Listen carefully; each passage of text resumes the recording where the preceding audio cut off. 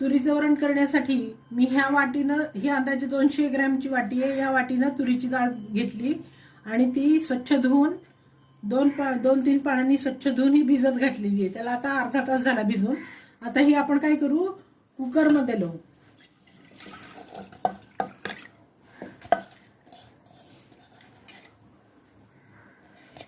आणि डाळ शिजण्यासाठी मी त्याच्यामध्ये 1.5 वाटी पाणी अंदाजाने घालणार आहे. 1 वाटी घातलेलंच आहे, अजून अर्धी वाटी पाणी मी घालणार आहे.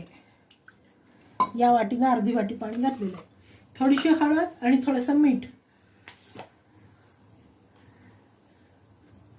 1 चमचा हळद,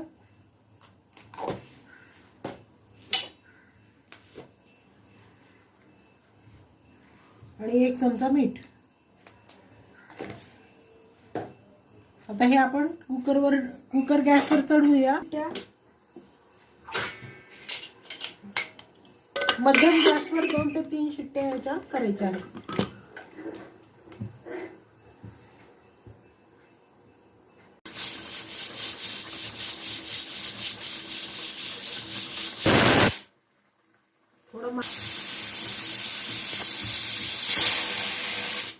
वरणात घालण्यासाठी मी इथं चिंच घेतलेली आहे 5-6 बुटकं. हे आपण धुवून घेऊ. 1 ते 2दा 1 किंवा 2 पाण्याने धुवून घ्यायची. थोडंसं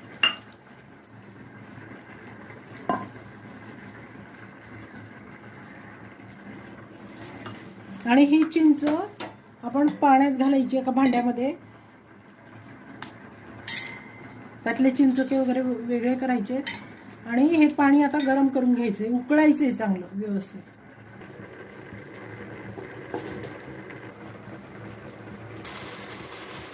चिंच चांगली उकळली आहे.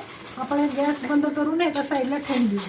मेथीचं वरण करण्यासाठी मी इथं मेथी धुवून चिरून घेतलेली आहे, स्वच्छ धुवून. 1 मीडियम साईजचा टमाटा पण बारीक चिरून घेतलेला आहे. चिंचेचा कोळ काढून घेतलेला आहे, चिंच व्यवस्थित उकळून त्याचं गरम पाण्याचं. आणि कुकरमध्ये तुरीची डाळ लावून घेतलेली आहे.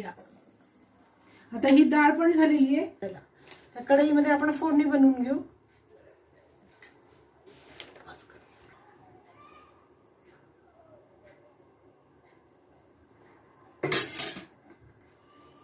तेलामध्ये मोहरी आपण टाकून घेऊ.